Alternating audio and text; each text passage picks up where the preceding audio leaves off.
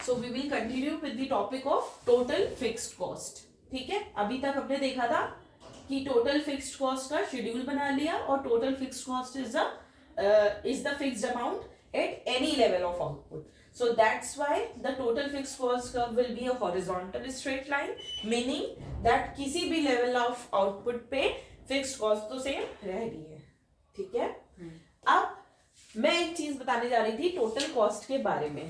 ठीक, that is total cost is the sum total of total fixed cost and total variable cost. तो इसीलिए हमेशा ये बात याद रखना कि चाहे 0 यूनिट भी क्यों ना प्रोड्यूस हो रही हो, चाहे 0 यूनिट भी क्यों ना प्रोड्यूस हो रही हो, 10 जो तुम्हारी फिक्स्ड कॉस्ट है वो लगेगी ही लगेगी. ठीक है, चाहे 0 ही क्यों ना बन रहा हो. ठीक, तो इसीलिए जो टोटल कॉस्ट का कर्व स्टार्ट होगा वो हमेशा यहां से स्टार्ट होएगा, यहां से नहीं स्टार्ट होगा, ओरिजिन से नहीं स्टार्ट होएगा. ठीक है. हाँ, अब इसको आगे डिटेल में भी देखेंगे. सबसे पहले तो हमें टोटल फिक्स्ड कॉस्ट का कर्व पता होना चाहिए. ठीक है, तो ये है हमारा टोटल फिक्स्ड कॉस्ट. अब जो नेक्स्ट इंपॉर्टेंट बात है, इसके ऑल्टरनेटिव नेम के बारे में हमें पढ़ना चाहिए, प्लस इसका कंपोनेंट्स पढ़ना चाहिए या फिर एग्जाम्पल टोटल फिक्स्ड कॉस्ट का. ठीक है. अभी देखो जो क्या कहते हैं कि टोटल फिक्स्ड कॉस्ट या फिर फिक्स्ड कॉस्ट के जो अदर नेम है वो क्या क्या है. ठीक है, टोटल फिक्स्ड कॉस्ट या फिर fixed cost is also known as supplementary cost. याद रखना, इनडायरेक्ट कॉस्ट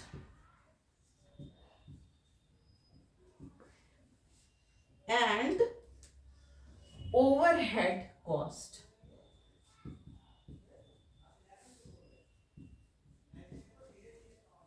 ठीक है, एक बार इसको नोट कर लो. तो फिक्स्ड कॉस्ट को हम सप्लीमेंट्री कॉस्ट, इनडायरेक्ट कॉस्ट और ओवरहेड कॉस्ट भी कहते हैं. ऐसा क्यों? क्योंकि होता क्या है कि ओवरहेड कॉस्ट या फिर इनडायरेक्ट कॉस्ट क्यों कहते हैं, मैं बताती हूँ. देखो, जब भी आप कोई भी ऐसी फैक्ट्री स्टार्ट कर रहे हो या आपको कोई बिजनेस स्टार्ट करना है, कुछ खर्चे ऐसे होते हैं जो बिजनेस स्टार्ट करने से पहले ही लगाने पड़ते हैं. ठीक है, आपका खर्चा, आपका बिजनेस चले ना चले, ठीक है, कोई मतलब इनकम हो ना हो, बट आपको वो खर्चा करना ही करना है. वो डायरेक्टली नहीं इनकर हो रही होती है, वो इनडायरेक्टली इनकर हो रही होती है. ठीक है, इसीलिए इस फिक्स्ड कॉस्ट को इनडायरेक्ट कॉस्ट भी बोलते हैं, क्योंकि ये इनडायरेक्टली रिलेटेड होती है प्रोडक्ट से. आउटपुट हो ना हो, ये इनकर होएगी. तो ये डायरेक्ट रिलेशन नहीं है, इसका इनडायरेक्ट रिलेशन है उस लेवल ऑफ आउटपुट से. ठीक है. ओवरहेड, सर पे क्या क्या कहते हैं कि ये कॉस्ट इनकर हमारे लिए एक बर्डन होती है, क्योंकि जब तक आपका प्रोडक्शन नहीं बढ़ रहा है, ठीक है, ये कॉस्ट तो आपकी सर पे चढ़ के लगी रही है, ये आपके इनकर हो ही रही है. आप प्रोडक्शन करो ना करो, कुछ भी आपने प्रॉफिट कमाया नहीं कमाया, ये ऐसी कॉस्ट है जो आपको इनकर करनी ही है. फॉर एग्जाम्पल, मेरा अगर एक अगर मैं कोई कोचिंग क्लासेस खोलती हूँ, ठीक है, मैं रेंट पे लेती हूँ रूम, मैं बोर्ड खरीदती हूँ, मैं मार्कर खरीदती हूँ, मैं मटेरियल खरीदती हूँ, मैं अपना लेबर लगाती हूँ, मतलब इम्प्लिसिट कॉस्ट भी दे रही हूँ मैं.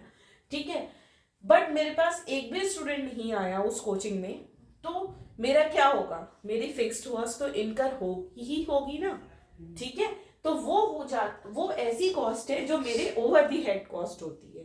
ठीक है, मतलब आपका इनकम हो नहीं हो, आपके वो लगनी ही लगनी है. इसीलिए इसको बोलते हैं ओवरहेड कॉस्ट, इनडायरेक्ट कॉस्ट या फिर सप्लीमेंट्री कॉस्ट. ठीक है, कोई प्रोडक्शन हो नहीं हो, सप्लीमेंट्री ये लगती ही जाएगी. ठीक, अब हम लोग को इसके कंपोनेंट या फिर मेन एग्जाम्पल्स कोई तुमसे बोले कि मेन एग्जाम्पल दो कि फिक्स कॉस्ट के मेन प्रिंसिपल कंपोनेंट या फिर प्रिंसिपल एग्जाम्पल, कुछ एक एग्जाम्पल जो बुक में मेंशन्ड है वो बहुत अच्छे एग्जाम्पल है। अगर कभी भी फिक्स्ड कॉस्ट को मेंशन करो तो फिक्स्ड फैक्टर बताना बहुत जरूरी है। The cost incurred on fixed factor is called as fixed cost. फिर टोटल फिक्स्ड कॉस्ट, अरे फिक्स्ड कॉस्ट का नाम ये होता है, ये पढ़ना जरूरी है। फिर ये कर्व जानना जरूरी है एंड देन हमें उसके कंपोनेंट जानना जरूरी है, जैसे expenditure on machine and plant. ठीक है, एक्सपेंडिचर किसी मशीनरी और प्लांट को खरीदने में जो खर्चा आया वो वन टाइम खर्चा है, वो आएगा ही आएगा, चाहे आप उससे प्रोडक्शन करो चाहे ना करो। ठीक, फिर दूसरा है ऐसे ही expenditure on land and building, किराए पे लिया, खरीदा, जो भी किया, ठीक है, या खुद की भी इम्प्लाइडली अगर अपने घर की कॉस्ट लगा रहे हैं तो भी आप उससे रेंट फॉरगो कर रहे हो, तो ऐसे भी खर्चे एक तरीके से हमारे फिक्स्ड कॉस्ट है। ठीक है, तीसरा है licence fee. Licence fee is also a kind of fixed cost, क्योंकि ये कोई भी चीज करने से पहले, जैसे दवा की दुकान खोलने से पहले एक लाइसेंस चाहिए होता है, ठीक है, ऐसे ही हर काम करने से पहले, कोई भी शॉप खोलने से पहले आपको एक लाइसेंस चाहिए होता है। ठीक, वो लाइसेंस आप होल्ड कर रहे हो, आपने शॉप खोली नहीं खोली, आपकी शॉप चली नहीं चली, बिजनेस ठप हो गया, वो मैटर नहीं करता। लाइसेंस जो फी है वो वन टाइम फीस है, दैट यू हैव टू पे। ठीक, फिर wages and salary of permanent staff. कुछ स्टाफ ऐसे होते हैं जो आपको देख रेख के लिए चाहिए, आपने फैक्ट्री लगा दी, गेट पे गेट कीपर ही नहीं है, क्या पता रातों रात चोरी हो जाए। ठीक है, तो ऐसे कुछ एक परमानेंट स्टाफ होते हैं। टॉयलेट होगा, टॉयलेट क्लीनिंग करने के लिए एक स्टाफ तो चाहिए ही चाहिए, और कोई अगर आप डेली जा रहे हो अपने फैक्ट्री में तो कोई ना कोई उसकी देख रेख करने के लिए, आप अकेले तो जाओगे नहीं, कोई एक साथ मैनेजर आपने कोई अपॉइंट किया हुआ है। तो ये भी इस तरीके की फिक्स्ड कॉस्ट जो होती हैं वो मतलब इनकर होनी ही होनी है, चाहे प्रोडक्शन हो चाहे ना हो। ठीक है, तो इसीलिए ये जो कंपोनेंट्स या फिर ये जो एग्जाम्पल हैं ये भी हमें मेंशन करने होते हैं अगर हम फिक्स्ड कॉस्ट के बारे में लिख रहे हैं तो। ठीक है, उससे ये क्लियर होता है। देखो, फिक्स्ड कॉस्ट स्ट्रेट अवे लिख देना कि फिक्स्ड फैक्टर पे जो कॉस्ट लगी वो फिक्स्ड कॉस्ट है, ये इतना नंबर नहीं तुम्हें फेच करेगा।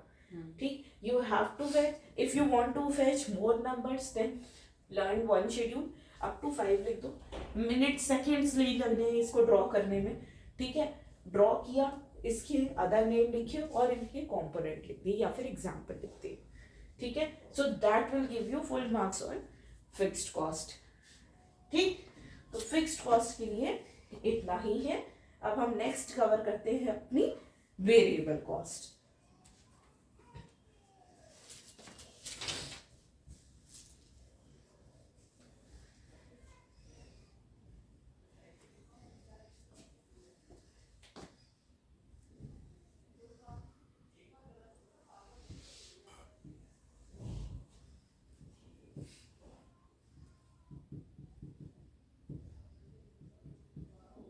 देखो, जीरो यूनिट पे वेरिएबल कॉस्ट हमेशा जीरो रहेगी, क्योंकि वेरिएबल कॉस्ट इनकर ही तब होती है जब हम कोई यूनिट प्रोड्यूस कर रहे हो। ठीक है, तो ये बात हमेशा जब भी चार्ट ड्रॉ करना फिक्स्ड कॉस्ट और वेरिएबल कॉस्ट का, याद रखना कि जीरो यूनिट पे फिक्स्ड कॉस्ट तो हमेशा कुछ ना कुछ रहेगी, लेकिन variable cost would be zero, मतलब ओरिजिन से स्टार्ट होगी आपकी वेरिएबल कॉस्ट।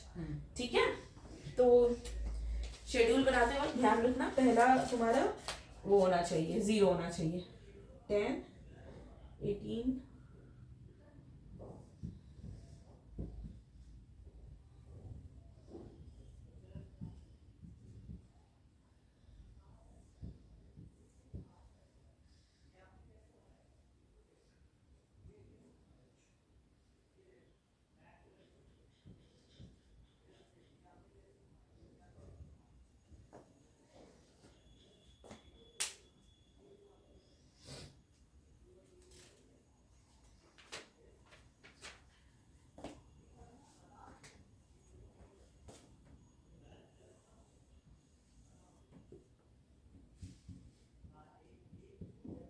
इस पे मैं बना रही हूँ वेरिएबल कॉस्ट का कर्व, ये हमारा आउटपुट, ठीक है, ये हमारा शेड्यूल।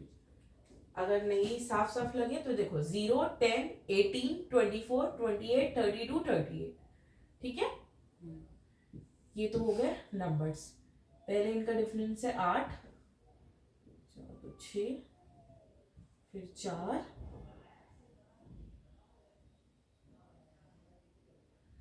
फिर 4, फिर 6।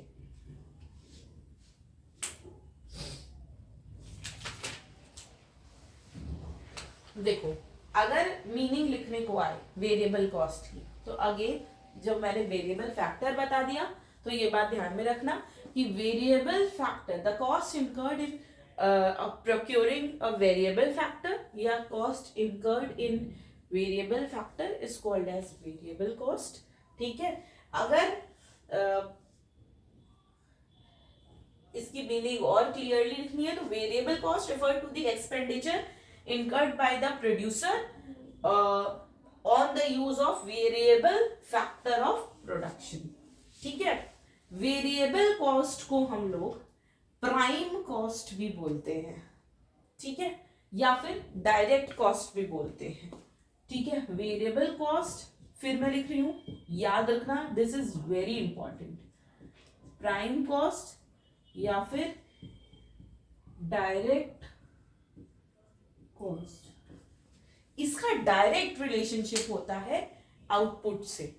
ये प्राइम कॉस्ट होती है, मतलब ये मेजर कंपोनेंट होता है इस कॉस्ट का आपके प्रोडक्ट में। अगर मुझे ये मार्कर मिला है ना, तो इसमें फिक्स्ड कॉस्ट का बहुत थोड़ा सा पोर्शन है, लेकिन मेजर पोर्शन मुझे इसमें वेरिएबल कॉस्ट का लगता है। ठीक है, क्योंकि देखो फिक्स्ड कॉस्ट तो लगी गई होगी, फैक्ट्री, लेबर नहीं, फिक्स्ड रिसोर्सेज, जो आपके फिक्स्ड खर्चा लगा है इस पे, वो तो लग ही गया। अब आप चाहे 1 मार्कर बनाओ, चाहे 100 बनाओ, चाहे 1000 बनाओ। ठीक है, जैसे जैसे ये मार्कर की आउटपुट बढ़ता जाता है ना, वैसे वैसे हमारी वेरिएबल कॉस्ट बढ़ेगी, क्योंकि 1 मार्कर बनाने के लिए शायद तुम्हें 1 लेबर चाहिए हो, लेकिन 10,000 मार्कर बनाने हो तो 1 लेबर की बस की बात नहीं होगी, तो हमें अपनी लेबर बढ़ानी पड़ेगी। ठीक है, तो variable cost varies with the level of output. ठीक है, अब यहां पे शेड्यूल में कह रहा है 0 यूनिट पे वेरिएबल कॉस्ट जो है वो 0 है। ठीक, जब कुछ नहीं बना रहे थे तो वेरिएबल कॉस्ट कहीं ना कहीं यहां पे थी, 0 थी। ठीक, अब 1, 2, 3, 4, 5, 6 और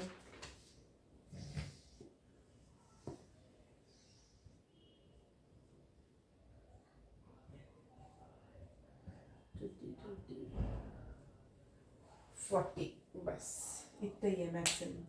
अब हमने कॉस्ट अपनी वाई एक्सिस पे ले ली और आउटपुट एक्स एक्सिस पे ले लिया।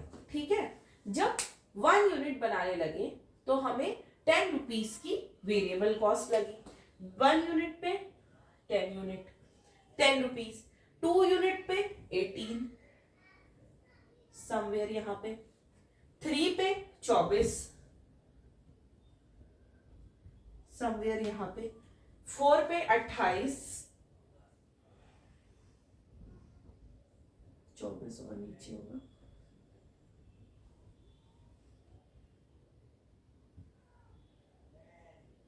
28। ठीक है, और 5 पे 32,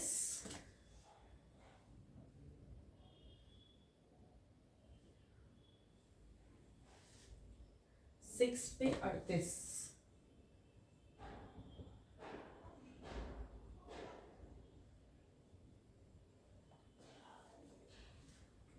अब इन पॉइंट को हम जब जोड़ेंगे तो हमें जो कर्व ड्रॉ करना है वो 0 से ड्रॉ करना है।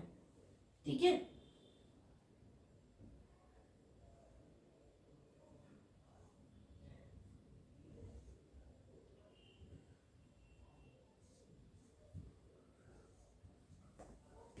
ये कर्व होता है टोटल वेरिएबल कॉस्ट कर्व। अब ये क्योंकि इतनी एक्यूरेट मेजरमेंट नहीं है तो इतना सुंदर नहीं बना है, कॉपी में बनाएंगे तो बहुत सुंदर बनेगा, बट जो नोट करने वाली चीजें होती हैं वो अभी मैं वन बाय वन बताती हूँ। अच्छा, सबसे पहले तो वेरिएबल कॉस्ट की मीनिंग। वेरिएबल कॉस्ट वो होती है जो एक प्रोड्यूसर इनकर कर रहा है, वो फैक्टर ऑफ प्रोडक्शन इनकर कर, वो फैक्टर ऑफ प्रोडक्शन खरीदने में जो कि क्या है, वेरिएबल है। ठीक है, वेरिएबल कॉस्ट को हम क्या बोलते हैं, प्राइम कॉस्ट या डायरेक्ट कॉस्ट, क्योंकि जैसे जैसे प्रोडक्शन बढ़ता जाता है उसकी कॉस्ट भी हम लोग की बढ़ती जाती है, यही रूल है। ठीक है, वेरिएबल कॉस्ट जीरो होता है तो जीरो होती है, लेकिन फिक्स्ड कॉस्ट जीरो होता है तब भी कुछ ना कुछ इनकर हो ही रही होती है। ठीक है, तो ये हो गया हमारा पीवीसी कर्व। और अब इसकी हम लोग पढ़ेंगे प्रॉपर्टीज कि ये कैसा मतलब बिहेव करता है। ये देखो, पीवीसी कर्व हमने जब देखा तो इंडिविजुअली एक एक जब आप ड्रॉ करोगे हर लेवल पे तो देखना ये थोड़ा सा ऊपर ऐसे होता है फिर ऐसे होता है। ठीक है, जब अच्छे से आप ड्रॉ करोगे मतलब ऑपोजिट इन्वर्टेड एस ऐसे बनता है ना। ठीक है, एस को उल्टा बनाओगे तो कैसा बनेगा, ऐसा बनेगा, सॉरी पहले उठा हुआ बनेगा फिर ऐसा बनेगा, तो ऐसा होता है हमारा पीवीसी का मतलब इन्वर्टेड एस। अगर हम इन्वर्टेड एस बोले ऐसा होना चाहिए टीवीसी का। जो भी तुम एग्जांपल लेना वो ऐसा लेना कि जिसमें इन्वर्टेड एस की तरह बने टीवीसी। ठीक है, याद कर लेना, जो भी इजी नंबर्स हो वो याद करने में इजी होते हैं। ठीक, एग्जाम्पल तभी जरूरत पड़ती है या तो देखो प्रैक्टिकल क्वेश्चन आ जाते हैं। ठीक, प्रैक्टिकल क्वेश्चन नहीं आते तो मीनिंग आती है, मीनिंग आती है। और 2 नंबर में टीचर अगर केवल स्ट्रेट अवे राइट अप में कोई आंसर नहीं देता है तो वो टीचर तुमसे यही एक्सपेक्ट कर रहा है कि ग्राफ भी बनाओ, शेड्यूल भी बनाओ, तब मैं तुम्हें 2 नंबर दूंगा। ठीक है, जो अभी तुम्हारे साथ हुआ इस एग्जाम में, तो यही चीज है कि उनकी एक्सपेक्टेशन है आप ये सब बना के दो तभी 2 नंबर पूरा दूंगा, नहीं तो 1 ही दूंगा। ठीक है, तो ये आपको थोड़ा सा याद करके रखना पड़ेगा नंबर्स।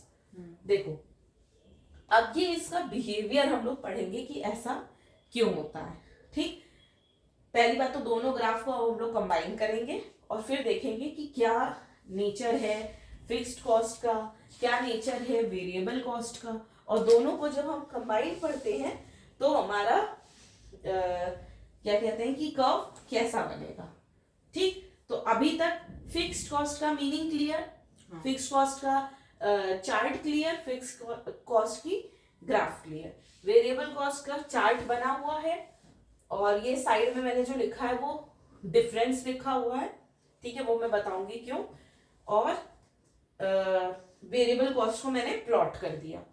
और ये चीज ध्यान रखने वाली बताई कि इन्वर्टेड एस की तरह होता है, चाहे तो कहीं लिख लेना, हमारा वेरिएबल कॉस्ट का कर्व, टोटल वेरिएबल कॉस्ट का कर्व। ठीक है, ये इन्वर्टेड एस की तरह होता है। फिर इसका भी हम लोग बिहेवियर पढ़ते हैं, तीनों कर्व साथ में।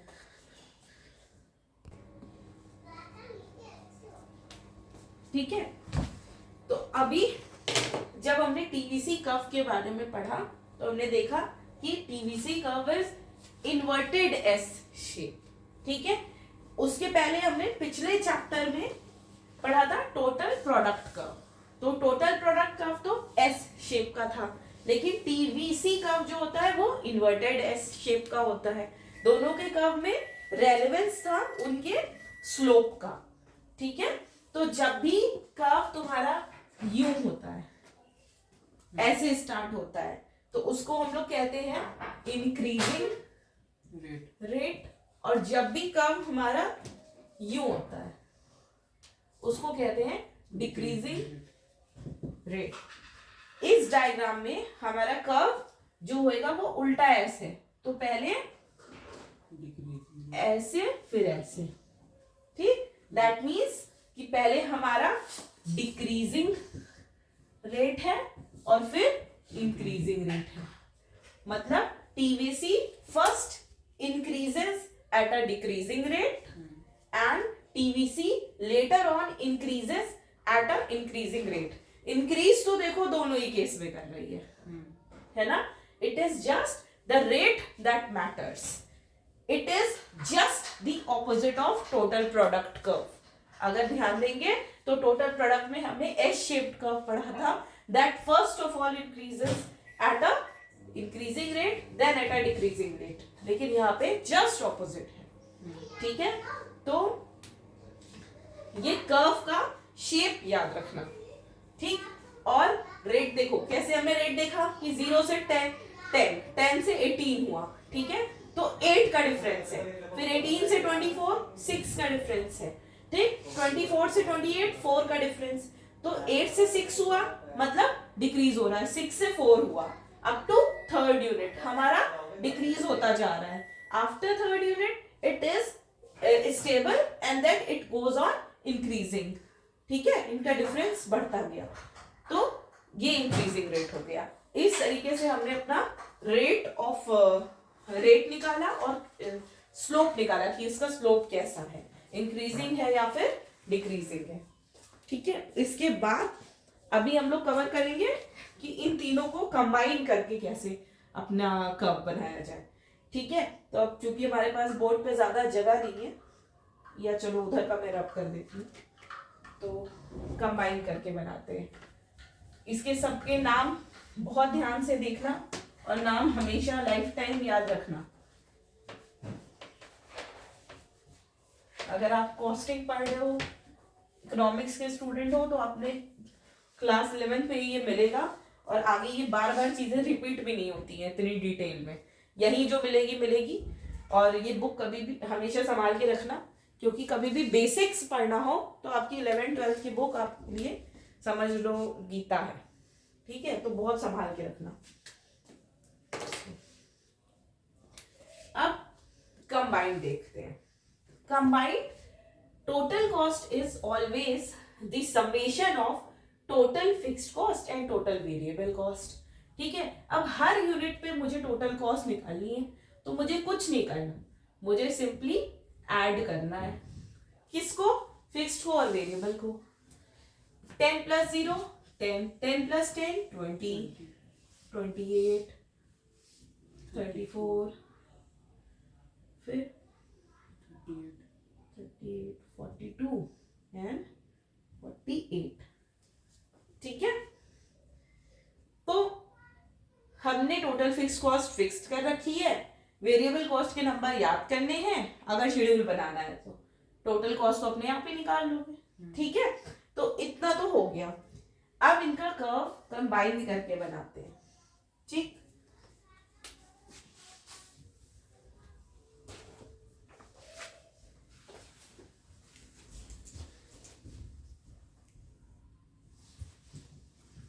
लेट सपोज अब मैं एक जनरल कर्व बना रही हूँ. ठीक है, ऐसा ये नंबर नहीं डाल रही हूँ क्योंकि यहाँ पे बहुत कॉम्प्लिकेटेड हो जाता है इस पे बनाना.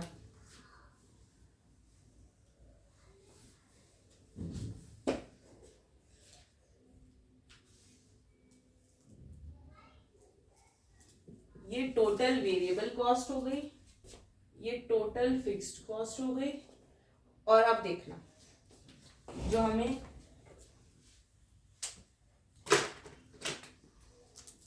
मैं फ्री हैंड से बना रही हूँ. ठीक है, तो टोटल कॉस्ट का कब होगा, वो यहां से स्टार्ट होएगा, नॉट फ्रॉम द ओरिजिन.